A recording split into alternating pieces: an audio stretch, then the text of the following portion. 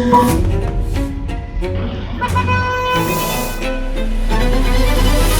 းလုံးမင်္ဂလာပါဆိုတော့ဒီနေ့ဗီဒီယိုကတော့အမှန်ဆိုလို့ရှိရင်တော့ဒါကျွန်တော်တို့တောင်ကြီးမီးပုံးပြင်ဗီဒီယိုပေါ့နော်ကျွန်တော်တို့ဒါ The Happy of Myanmar မီးပုံးပြင်ဗီဒီယို series ရဲ့နောက်ဆုံးဗီဒီယို final ဗီဒီယိုဖြစ်မှာပါဒါပေမဲ့ကျွန်တော် team ရဲ့ဆုံးဖြတ်ချက်ကိုကျွန်တော်ရဲ့ဆုံးဖြတ်ချက်ကိုကျွန်တော်ဒီ final ဗီဒီယိုကို release လုပ်ဖို့ကျွန်တော်တို့cancel လုပ်လိုက်တယ်ပေါ့နော်ဆိုတော့ကျွန်တော်တို့ဒီ final ဗီဒီယိုကိုဒီလာမယ့်နေ့မီးပုံးပြင်ပွဲနီးမှာပဲကျွန်တော်တို့ release လုပ်မယ်ကြားထဲမှာလည်းကျွန်တော်ထပ်ဖြည့်ခြင်းနဲ့ footage ထပ်ဖြည့်မယ်ဆိုပြီးကျွန်တော်ဆုံးဖြတ်ပြီးတော့ final ဗီဒီယိုကတော့လာမှာမဟုတ်တော့ပါဘူးဒါပေမဲ့ final ဗီဒီယိုအစားကျွန်တော်ဒီဗီဒီယိုလေးနဲ့အစားထိုးပြီးတော့ဒါ audio ကိုဒါကျွန်တော်ဖြစ်သိလိုက်တယ်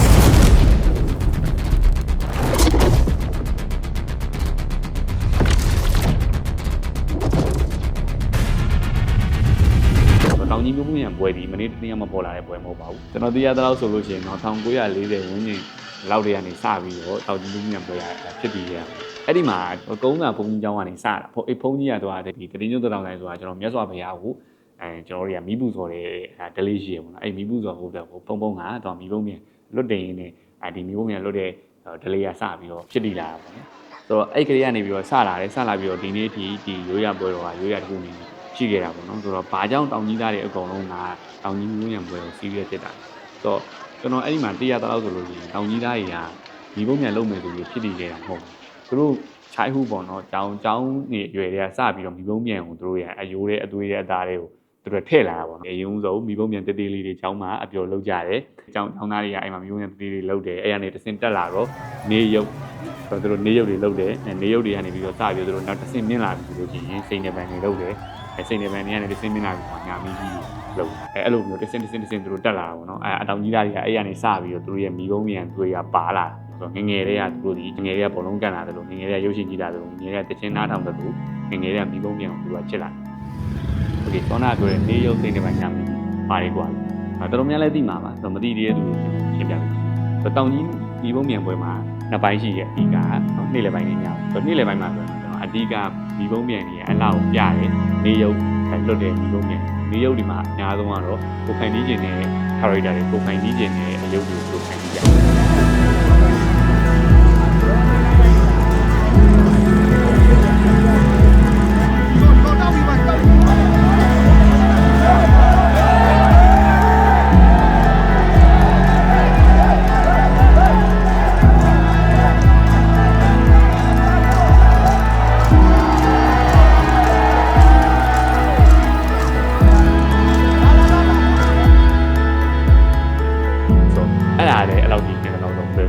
ဒီကောင်တွေကပို့တော့မပြများဘူး။ပုံမှန်ကျွန်တော်ကြည့်ရဲစိန်နေပိုင်းညာမီးဒီအကုန်လုံးကမီးစာထိုးပြီးတော့ထိုးပြီးလို့ရှိရင်မိုးကတက်ပြီးရ။ဒီကောင်တွေကမီးတော့ထိုးပြီးလို့ရှိရင်လေချောင်းပြောင်းပြီးတော့အဲ့အယုတ်ကဟိုဘက်သွားပြီးပြန်ကျရတယ်။အဲ့အယုတ်ကြားတဲ့နောက်ကိုမီးတော့တုပ်ပြီးနေကောင်တွေကလိုက်ပြီးတော့မီးတော့ထိုးပေးရတာဗျ။ဒီကောင်တွေကတော်တော်လေးကိုပြင်မဲ့တယ်။ကျွန်တော်ကြည့်ခဲ့ရတဲ့အချိန်မှာတော့ဗျာလေးရုပ်က10လုံးလွတ်တယ်ဆိုလို့ရှိရင်9လုံးလောက်ကပြက်ကြနေ။ဆိုတော့လေးဘက်ကြောင့်လေရတဲ့အရင်ထန်တော့ပြီးတော့တို့က plastic လေးဟို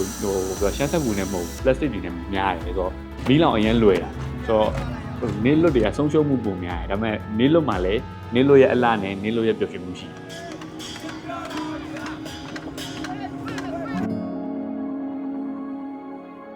โอเคဆိုတော့နေလွတ်ဆိုရင်မင်းတို့ပွဲစည်းမရှိဘူးလားမဟုတ်ဘူးတောင်ကြီးမြန်ပွဲတော့ဟာပွဲစည်းကတနေကုန်ရှိနေတယ်တနေကုန်တညာလုံးရှိနေအဲ့တော့ခင်ဗျားတို့နေလွတ်ရုပ်သွားကြည့်ရဆိုလို့ရှိရင်ပွဲစည်းမှာမုတ်စားလို့ရတယ်ပွဲစည်းမှာလဲပတ်လို့ရတယ်ကျွန်တော်တို့မှအဲ့ပွဲစည်းတွေရှောက်ပတ်ပြီးတော့ဘာညာကစမဲပါနိုင်ခဲ့ပြီလေ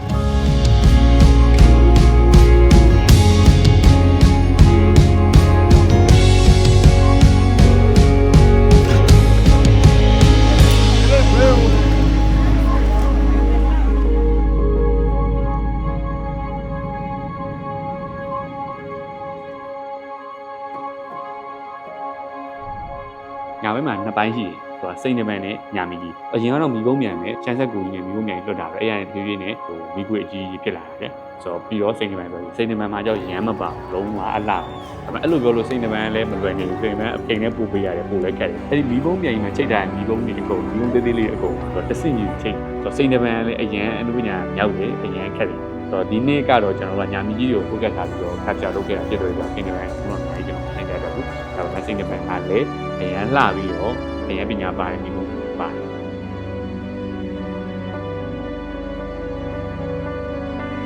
ပြီးတော့ညာမီကြီးမှာနှစ်ခုရှိတယ်ပ ပိတ်တာ20နဲ့ပိတ်တာ40ဆိုပြီးတော့နှစ်ခုသူတို့အဲ့လိုမျိုးခွဲတယ်ပေါ့နော်ရှင်းပါတယ်ဆိုတော့ပိတ်တာ20မီးပုံးတွေကတော့ဒါရွှေသိန်းတို့မွန်တိုင်တို့ပေါ့နော်ဒါသူတို့မီးလာရင်လည်းကျွန်တော် share ပြီးမှာမြင်တွေ့ပိတ်တာ40ရာကျတော့ပိတ်တာ20နှစ်ဆဆိုတော့နှစ်ဆပိုလာရယ်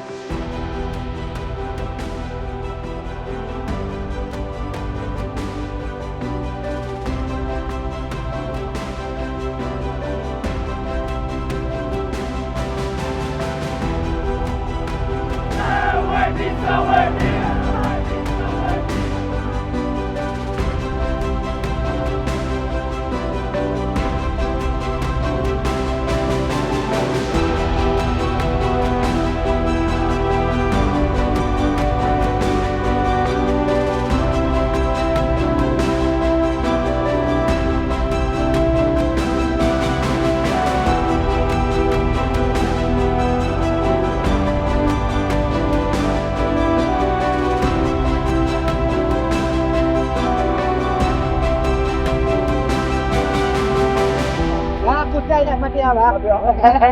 ဟုတ်ပါရဲ့အာကိုချောမကျော်ဟဲ့ဒါတော့ဘာ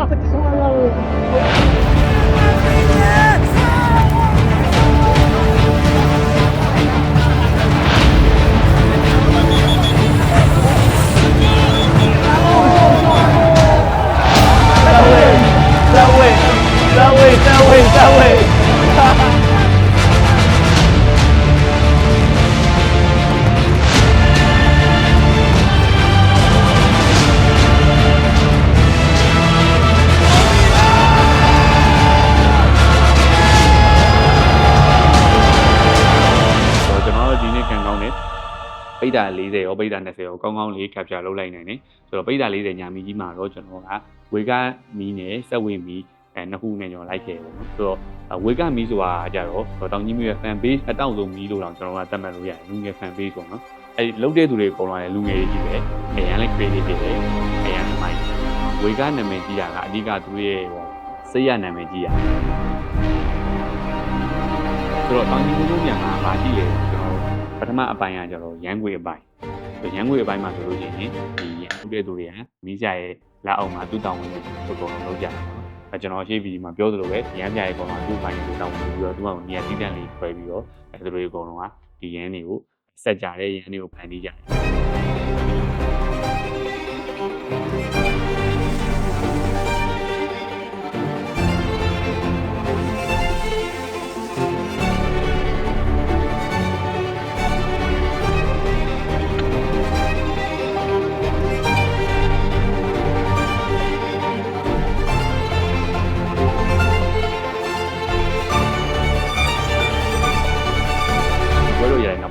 ခုဖြစ်လာတယ်ဆိုလိုချင်တာကတောင်ကြီးမီးပုံးမြန်ပွဲမှာတောင်ကြီးသားတွေကဒီမီးပုံးမြန်လွတ်တင်ပြီးတော့ဘုရားပူတော့တာတကူလည်းမဟုတ်တော့ပဲねအဲ့လိုမျိုး commercial တွေအများကြီးပါလာတယ်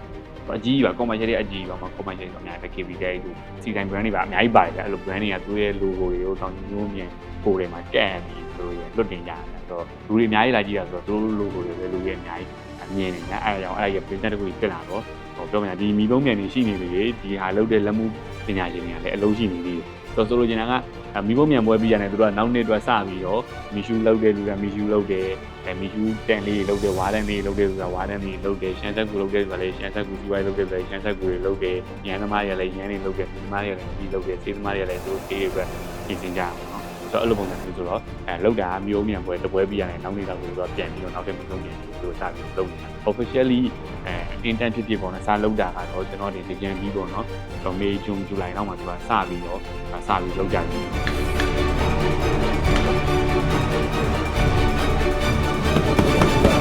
အခုကျွန်တော်ရောက်နေတဲ့နေရာကတောင်ကြီးမြို့ရဲ့ဒီမီးပုံးပြန်တမိုင်းမှာနာမည်ကြီးပဲပေါ့နော်ဆိုတော့ရှေ့မီနောက်မီလို့လည်းဒါကျွန်တော်တို့ပြောလို့ရတယ်ဆိုတော့၄စော်ပေါ့နော်ဆိုတော့သူကိုယ်တိုင်လည်းမီးပုံးပြန်တွေအများကြီးလုပ်ဘူးတယ်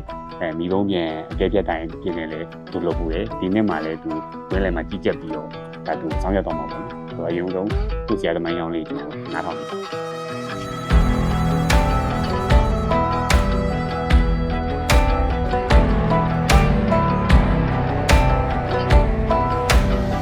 နာမည်ကတော့ဦးတန်းစော်ကိုခေါ်ပါတယ်ဒီမီးပုံးမြန်သမိုင်းကတော့လွတ်လပ်ရေးမရခင်1946 49လောက်ဝိုင်းစခဲ့တယ်လို့တော့ကြားသိရပါတယ်ဒီတစ်နှစ်က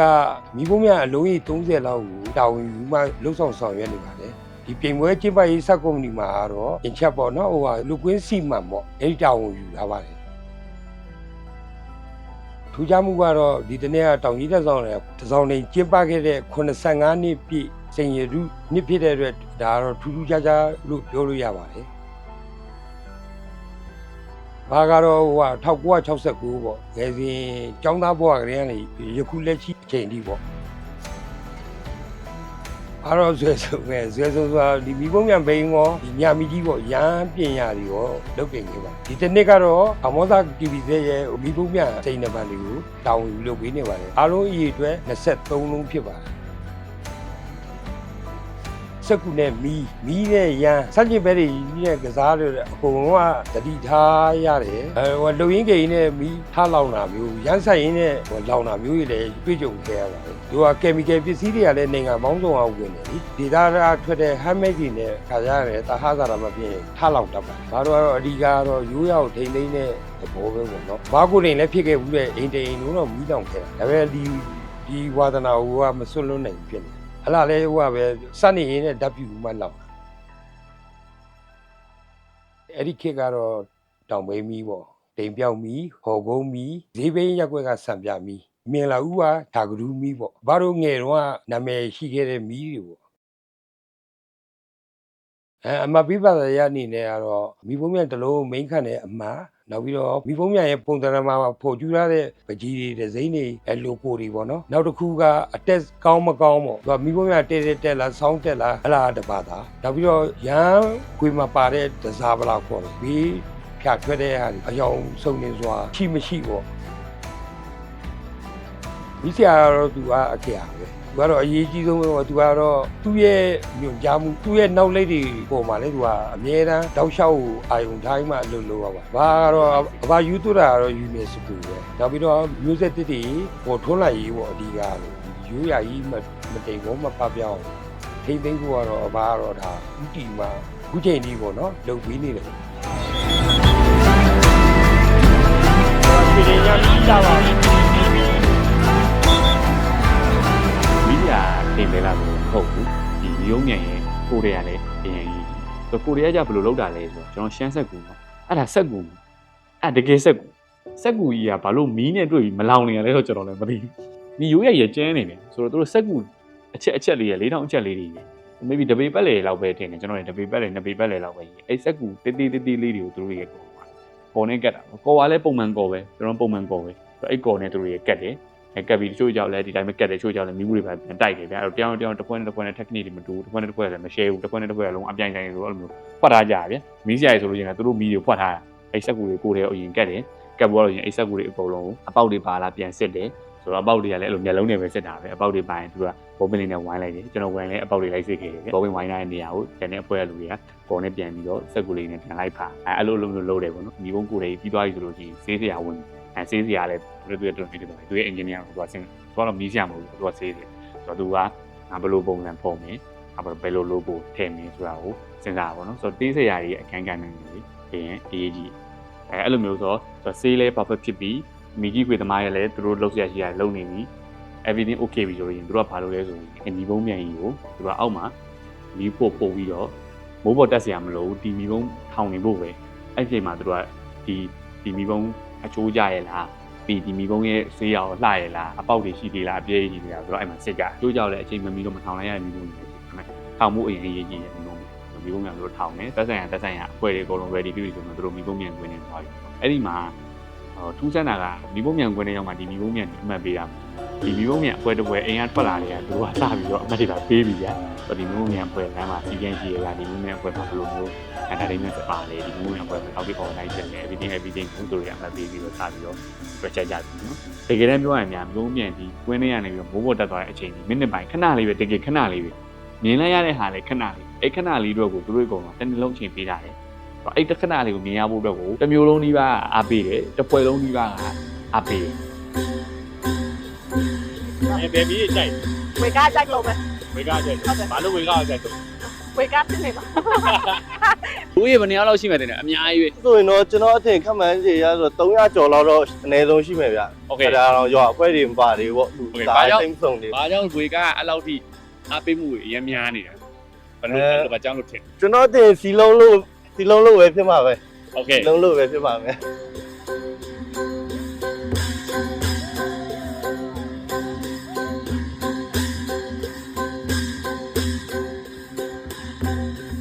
โอเคအခုကတော့ဒါဝေကလူငယ်တွေကွင်းထဲကိုသူတို့တုတ်တော့မှာပေါ့နော်ဆိုတော့ကျွန်တော်ကွင်းထဲမှာပြန်တွေ့မယ်ကျွန်တော်ကတော့ဒီအုပ်ကြီးနဲ့မလိုက်တော့ဘူးကွင်းထဲမှာကျိုးဆောင်နေတာဒါကတော့မီးစော်ထိုးမဲ့ကျွန်တော်ဥမျိုးပေါ့ဗျာမီးစော်ထိုးမဲ့ဥမျိုးပေါ့ဝေကဆိုလေဝေကနေမှာကျွတ်စီ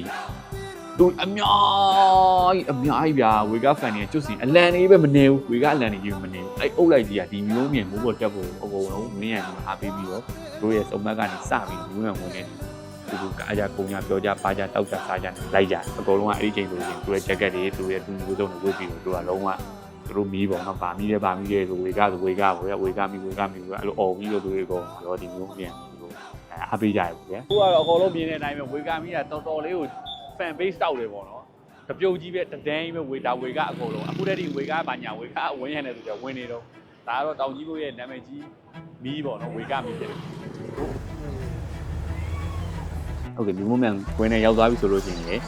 ကိုကြီးကိုကွင်းနဲ့ကိုနေရတယ်ကွင်းနဲ့တိုင်နေကြီးကွင်းနဲ့တိုင်နေပုံလုံးကသူရဲ့သက်ဆိုင်ရာပေါ့နော်သက်ဆိုင်ရာ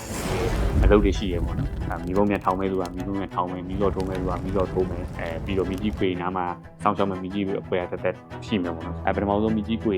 လောက်ရတဲ့ step ကတော့အဲ့ရန်ခွေကိုချိန်ရတာပေါ့နော်ဆိုတော့သူတို့ပိတ်တာလေးတွေသတ်မှတ်တာပိတ်တာလေးတွေကြော်လို့မရပိတ်တာလေးတွေကြော်ရင်မင်းအမတ်ရောအဲ့ဒီချိန်မှာသူတို့ဒီအလေးချိန်ချိန်တဲ့နေရာကနေပြီးတော့ဘယ်မှထွက်လို့မရဘူးမီးပုံမြကမိုးပေါ်တက်ဖို့ ready ဖြစ်နေပြီးတော့အကုန်လုံးကကျိုးတွေနဲ့ဆွဲထားတာမီးပုံမြကမတက်ဖွဲကုန်တော့မီးပုံမြကပိုစီးထားတဲ့သဘောပေါ့ဆွဲထားပေးမတက်ဘူးမီးပုံမြမိုးပေါ်တက်ဖို့ ready ဖြစ်နေပြီဆိုတဲ့အချိန်မှာမီးကြီးခွေသမားတွေအမြန်ပေါ့နော်ရန်ခွေရောက်ဝင်လာပြီးတော့ရန်ခွေနဲ့မီးပုံနဲ့ကိုကျိုးနဲ့ချိန်ပွားတာနဲ့အဲ့မှာမီးစရာအချိန်ရောက်မီးစရာတော့တိုင်မင်ကြည့်နေရအဲ့ချိန်မှာလေယာတိုက်နေရဆိုလို့ဒီမျိုးမြင်ရကိုရွှေ့တီလည်းရွှေ့နေအဲ့တော့မီးကြီးမဲ့သူတွေကိုဟုတ်ဒီမီးကြီးခွေကိုင်းတဲ့သူတွေအကုန်လုံးကမီးပုံမြန်နောက်ကိုတူတူလိုက်ရတာဗျာဒီအရန်အန်နေရများအရန်လဲစိတ်လို့ရှာဖို့ကောင်းတယ်ပေါ့အဲ့ချိန်မှာမီးစရာအရန်ရေးကြီးမီးစရာသူရဲ့တိုင်နေရအရန်ရေးကြီးဆိုအကုန်လုံးကမီးစရာရဲ့အချိန်ကိုစောင့်ရမီးစရာကရှို့ဆိုမှစနက်တန်တွေအကုန်လုံးတပြိုင်တည်းရှို့ရ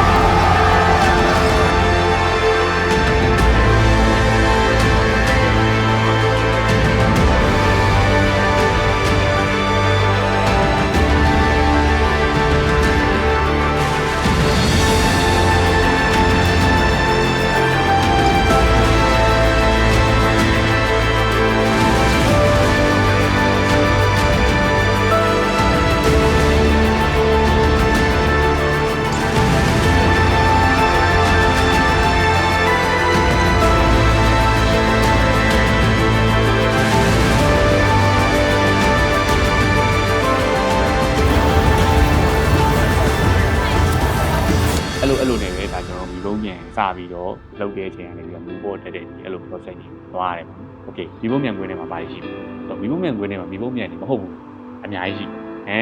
ဓိကတော့အနေနဲ့ရက်ကလာတဲ့ solar land လေးရှိတယ်ပေါ့။ဒါပေမဲ့အဲ့ဒီမှာအရန်ကျန်းတဲ့ပွဲစည်းရှိရဗျာ။ပွဲစည်းမှာတကယ်ပွဲစည်းအကြီးပဲဗျာ။ရေကျော်ပွဲစည်းမျိုးအခု200လောက်ဆက်ထားသလားအောင်မရ။ဒီပြုံကြည့်ဗျာမျက်လုံးဆုံးတဲ့အထိကိုလူကမကုန်ဘူး။ဆိုတော့အဲ့လိုမျိုးပေါ့နော်အဲ့ပွဲစည်းတွေမှာလည်းလာပြီးတော့တချို့ကြောင်မျိုးမြန်ဝင်ခဲ့တာအမှားမလားဘူးအဲ့ပွဲစည်းမှာပက်မယ်ပြီးအဲ့မှာရှိတဲ့ဘားတွေမှာထိုင်မယ်မျိုးမြန်ကိုကြည့်ကြမယ်ဆိုတော့ဒါပေမဲ့ကျွန်တော်ဗာမြင်လဲဆိုရင်တော့တကယ်တမ်းပြောရင်ဒါဒီတော့လူတွေအများကြီးလာပြီးဒီတော့ဟိုပေါ့နော်တမန်များတဲ့ပွဲတော်တစ်ခုနေနေဆိုဒီထက်အများကြီးပို့ပြီးတော့ကောင်းအောင်လုပ်ရရတယ်အများကြီးပို့ပြီးတော့ထိုးတက်အောင်လုပ်ရရတယ်ဆိုလိုချင်တာကပွဲကြီးစင်နေပါလေဆိုလို့ချင်းလည်းတေချာလုပ်လို့ရတယ်ဟိုပြောမှဆိုဝိုင်းတစ်ဝိုင်းဆိုတော့တော်တော်လေးကိုကုန်နေပေါ့နော်ပတ်စံပေးရပါတော့ဒါပေမဲ့အဲ့ပေးရတာနဲ့ပြန်တန်မဲ့ဟို service တွေရှိရဆိုတော့ကိုကောင်းတာပေါ့နော်ဒါကျွန်တော်ရဲ့အမြင်ပြောတာပါအမှန်တိုင်းပြောရင်ဒီနေ့ကျွန်တော်တို့ကတောင်ကြီးမီးပုံမြန်ပွဲကိုရိုက်ဖို့အစီအစဉ်လုံးဝမရှိခဲ့ပါဘူးဆိုတော့ကျွန်တော်တို့ရိုက်ဖို့ကဒါပိုးမီရှူပွဲကိုကျွန်တော်ရိုက်မယ်ဆိုလို့ကျွန်တော်စဉ်းစားခဲ့တာဗျာဒါပေမဲ့တောင်ကြီးမီးပုံမြန်ပွဲကအရင်လည်းနာမည်ကြီးရဲ့လူတိုင်းလည်းသိရဲဆိုတော့ဗီဒီယိုအများကြီးရှိတယ်မျိုးလို့ကျွန်တော်ယူဆခဲ့ရပါတော့ဒါပေမဲ့ကျွန်တော်တကယ်တမ်း browsing လုပ်ကြည့်တဲ့အချိန်YouTube တွေ internet တွေမှာကျွန်တော်ရှာကြည့်လိုက်တော့တောင်ကြီးမီးပုံမြန်ပွဲလူတွေအများကြီးခါပြတော့ရှိပေါ့နော်ဆိုတော့မြန်မာနိုင်ငံမှာ video creator တွေ filmmaker တွေအများကြီးရှိတယ်ဘာလို့တောင်ကြီးမီးပုံမြန်ပွဲကိုသူတို့ဟိုမရိုက်တာလဲတော့ကျွန်တော်မသိဘူးပေါ့နော်ဆိုတော့ maybe ခက်ခဲလို့လည်းဖြစ်နိုင်ပါတယ်ဆိုတော့ရိုက်ဖို့လည်းမလွယ်ဘူးဆိုတော့ ကျွန်တော်ဒီဗီဒီယိုကနေပြီးတော့တိုက်တွန်းချင်တာကတော့အများကြီးကောင်းတဲ့ creator တွေကောင်းတဲ့ filmmaker တွေအများကြီးလုပ်နိုင်မှာရှိပါတယ်ဆိုတော့ကျွန်တော်မြန်မာနိုင်ငံရဲ့ဒီလိုပွဲတော်မျိုးပြစ်မထားကြပါနဲ့ဘာလို့လဲဆိုတော့အကုန်လုံးလည်းသိတဲ့အတိုင်းပဲနီးစက်ရရင်နီးချင်းနိုင်ငံတွေရတယ်ဒီမျိုးမျိုးတိုင်ပွဲနဲ့ဆင်ပြီးတဲ့ festival ပွဲတွေကို live လုပ်နေကြပြီဆိုတော့ကျွန်တော်ဒီမှာရက်နေဒီမှာပဲကြံနေမှာဖြစ်ပါတယ်ဆိုတော့ဗီဒီယိုတွေ create လုပ်ဖို့တော့ပြောချင်ပါတယ် Okay ဆိုတော့ကျွန်တော်တို့ဘယ်အချိန်မှစပြီးတော့ဒီဗီဒီယိုတွေကိုဖန်တီးဖို့စဉ်းစားလိုက်ရတယ်ဆိုတော့ကျွန်တော်တို့တောင်ကြီးမျိုးမြန်ပွဲမတိုင်ခင် maybe ပတ်3ပတ်တလလောက်မှာပေါ့နော်ကျွန်တော်တို့စပြီးတော့လုပ်မယ်ဆိုပြီးကျွန်တော်ဆုံးဖြတ်လိုက်တယ်အဲ့လိုနဲ့ပဲကျွန်တော်တို့အပွဲတောင်ကြီးမျိုးကိုရောက်ခဲ့တယ်အဲ့ဒီအချိန်မှာကျွန်တော်တို့ဗီဒီယိုစပြီး record လုပ်ဖို့တော့ကျွန်တော်တို့မှာအချိန်တွေအများကြီးမရှိတော့ဘာလို့ဆိုတော့အဲ့ဒီအချိန်မှာတော်တော်များများသောမိဘုံပြန်တွေက ready ဖြစ်နေကြတယ်အဲ့တော့ကျွန်တော်တို့က ready မဖြစ်သေးတဲ့ကြံနေသေးတဲ့မိဘုံပြန်အဖွဲ့တွေကိုလိုက်ရှာရပေါ့နော်ဒီလိုမျိုးကိုယ်နဲ့ဖန်တီးရတာကအရင်မလွယ်ဘူးပေါ့နော်အရင်မလွယ်ဘူးအဲ့တော့အရင်ရေးကြီးဆုံးကဘာလဲဆိုတော့ data ကန်တွေအရင်ရေးကြီးရဗျကိုကိုယ်တိုင်မသိကိုကိုယ်တိုင်မကျွမ်းတဲ့ data တစ်ခုမှသွားပြီးတော့ video တွေရိုက်မယ်ပါညာဆိုလို့ရှိရင်အဲ့လောက်ထိမလွယ်ဘူးအဲ့တော့ကျွန်တော်တောင်ကြီးဒါအဖွဲ့တစ်ဖွဲ့နဲ့ကျွန်တော်အဲ့မှာချိတ်ဆက်တယ်ချိတ်ဆက်ပြီးတော့ဟုံချင်းမောင်တို့ပေါ့နော်ဟုံချင်းမောင်နဲ့ကျွန်တော်ချိတ်ဆက်တယ်ချိတ်ဆက်ပြီးတော့ video တွေမရိုက်ခင်တညမှာကျွန်တော်တို့တွေ meeting လုပ်ကြရပေါ့နော်စားတော့ဆိုင်မှာအဲ့ကွန်ပျူတာရဲ့ဆိုင်မှာပေါ့ကွန်ပျူတာဆိုင်မှာ meeting လုပ်ကြရဒီနေ့ meeting လုပ်တယ်ဆိုရင်နောက်တစ်ရက်မှာကျွန်တော်ဖွင့်ပွဲရောက်ပြီဆိုတော့ကျွန်တော်မှအချိန်တစ်ရက်ပဲရှိရပေါ့နော်အဲ့အချိန်တစ်ရက်အတွင်းမှာကျွန်တော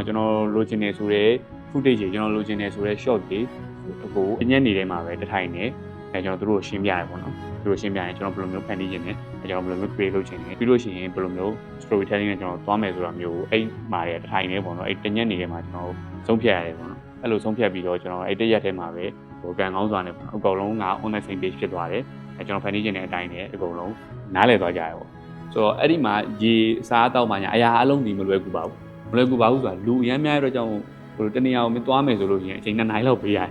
အဲ့ဒီအချိန်ကျွန်တော်မပေးနိုင်ဘူးဖြစ်တော့ကျွန်တော်တို့တော်တော်များတော့ငတ်တာများပါလေဟိုခောက်ဆွဲပူးလေးပါလေးစားတာလေတစ်ရက်နှစ်ရက်လောက်ပါနောက်ရက်တွေကျတော့ခောက်ဆွဲပူးလည်းမစားနိုင်တော့ပါဘူးအဲ့လိုမျိုး financially အရာတော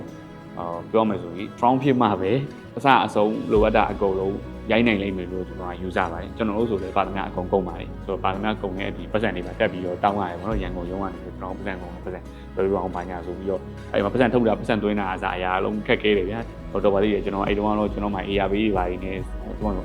အစဉ်ပြေသွားတယ်ဗျာတောင်ကြီးမြို့မြန်ပွဲကြီးအရင်တုန်းကတော့တောင်ကြီးမြို့ပွဲတော်နောက်ပိုင်းကျတော့မြို့ပွဲမဟုတ်ပဲနဲ့ပြည်နယ်ပွဲတော်ပုံစံမျိုးဖြစ်လာတယ်ဆိုတော့ဒီရှမ်းပြည်နယ်တစ်ဝိုက်မှာရှိတဲ့တောင်ကြီးအောင်ပန်းအင်းလေးကလော everything အဲ့နားမှာတစ်ဝိုက်မှာရှိတဲ့လာရှုအကုန်လုံးကမြို့မြန်ပွဲတွေလာပြန်ကြတယ်အင်းကလူတွေကိုလာကြည့်ကြဖြစ်တဲ့ကြောင့်ပြည်နယ်ပွဲဖြစ်လာပေါ့ဆိုတော့ကျွန်တော်ဗာမြင်လဲဆိုပြည်နယ်ပွဲတော်ဖြစ်တယ်ဆိုရင်နိုင်ငံပွဲတော့မဖြစ်နိုင်ဘူးဆိုလိုချင်တာကတောင်ကြီးမြို့မြန်ပွဲကိုကျွန်တော်တို့ရန်ကုန်မြို့အဖွဲ့တွေမန္တလေးမြို့အဖွဲ့တွေပဲခူးမြို့အဖွဲ့တွေနေပြည်တော်မြို့အဖွဲ့တွေဒီမှာတဝယ်မီးဖွဲ့တွေဗိတ်မီးဖွဲ့တွေမော်လမြိုင်မီးဖွဲ့တွေတွားပြီးတော့တူပြိုင်တာမျိုးဆိုရင်မဖြစ်နိုင်ဘူး။ဘာလို့မဖြစ်နိုင်မှာဖြစ်နိုင်တယ်။အဲ့လိုမျိုးဖြစ်တင်တယ်။ဘာလို့လဲဆိုတော့ဒီခါချာဒီထက်အများကြီးပို့ပြီးတော့လူတွေအများကြီးသိတယ်။ဆိုတော့တောင်ကြီးသားရဲ့အကုန်လုံးကလည်းဒီပွဲတော်ကို UNESCO ဝင်ကျင်တယ်ဆိုတော့အတွေ့အကြုံသူတို့မှရှိတယ်ဗျ။ဘယ်မို့ဆိုတော့ကဘာတီးဖို့လည်းလိုတယ်။ကဘာတီးဖို့ဆိုတော့ဒီပွဲကဒီထက်ပို့ပြီးတော့အများကြီးကြီးလို့ရနေသေးတယ်ကြီးဖို့လိုတယ်ပေါ့နော်။ဘာလို့လဲဆိုတော့တခြားနိုင်ငံတွေကလုံနေပြီ။သူတို့တွေကကြတော့ဆောင်းလာတော့ handmade မီရှူတွေမဟုတ်ဘူးဗျာ။ဒီတရုတ်ကမီရှူတွေကြား already made မီရှူနေဆိုသူတို့မီရရင်မိုက်ရင်ရမ်းအတန်ထွက်တယ်ကျွန်တော်တောင်ကြီးမျိုးရံပွဲရမီရှူတွေကဘာတမ်းမှမထွက်အတန်ထွက်လို့လည်းမရအောင်အတန်ထွက်လို့ရှိရင်အမှန်ရောဆိုတော့မီရှူတွေအတန်မထွက်ဘူးဗျာအဲ့ဒါအကျဉ်းဆိုတော့လုံးဝအတန်မထွက်တဲ့မီရှူတွေကိုကျွန်တော်ရမြင်ရဒါကျွန်တော်အမြင်ရဆိုလို့ရှိရင်တော့တောင်ကြီးမျိုးရံပွဲကရိုးရကိုလည်းထိန်းသိမ်းတင်တယ်အတိတ်တီထွင်ဖန်တီးမှုတွေကိုလည်း welcome လုပ်တင်တယ်လို့တော့ကျွန်တော်ကတော့ယူဆပါတယ်ပြီးတော့တောင်ကြီးမျိုးရံပွဲဒီပြည်နယ်ပွဲတစ်ခုအဆင့်တန်းပို့ပြီးတော့နိုင်ငံပွဲတစ်ခုအနေနဲ့ဒါဖြစ်သွားမယ်ဆိုလို့ရှိရင်အများကြီးပုံမိုက်မယ်လို့ကျွန်တော်ယုံကြည်တယ်တကယ်လို့ကျွန်တော်ဒီနေ့မျိုးများလုပ်ဖြစ်ခဲ့မယ်ဆိုလို့ရှိရင်လည်းကျွန်တော်ဒီရန်ကုန်မီးအနေနဲ့သွားပြီးတော့တောင်ကြီးမျိုးများပွဲမှာရှင်းနိုင်မှာဖြစ်ပါတယ်ဆိုတော့ဒီဗီဒီယိုကြည့်နေတဲ့ client တွေ brand တွေကျွန်တော်မျိုးများမှာပါကျင်နေဆိုရင်ကျွန်တော် page ကိုဆက်သွယ်လို့ရပါတယ်ကျမ်းပါပါကိုကြက်မီးလုံးမြန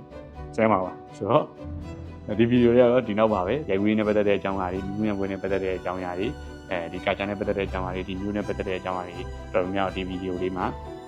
သိသွားမယ်လို့ကျွန်တော်ယူဆပါတယ်ပြီးတော့တောင်ကြီးမျိုးမြန်ပွဲဒီမျိုးတစ်ခုတည်းမဟုတ်ပါဘူးကထိန်ပွဲတွေရှိမယ်ကြာတင်ငန်းပွဲတွေရှိတယ် ပြီးတော့ညမိကြလဲတဲ့ပွဲတွေရှိတယ်အဲ့ပွဲတွေအကုန်လုံးကိုလည်း explore လုပ်စေချင်ပါတယ်မိဘမြန်ကိုလည်း explore လုပ်ပါပြီးတော့မိဘမြန်ဝင်နေရကြီးမှမိဘမြန်ရတော့ခံစားရတာမဟုတ်ပါဘူးမိဘမြန်ဒီဘယ်နေရာကြီးလှပါတယ်ဆိုတော့ဖြစ်နိုင်မယ်ဆိုလို့ရှိရင်တော့အချိန်ယူပြီးတော့မိဘမြန်ဝင်နေရတယ်ကြည်ပါမိဘမြန်ဝင်မြန်နေတယ်ကြည်ပါတောင်ကုန်းပေါ်ကလည်းကြည်ပါတောင်ငန်းပေါ်ကလည်းကြည်ပါဟိုတယ်ကနေကြည့်လို့ရတယ်လည်းကြည်ပါဘလို့ကြည့်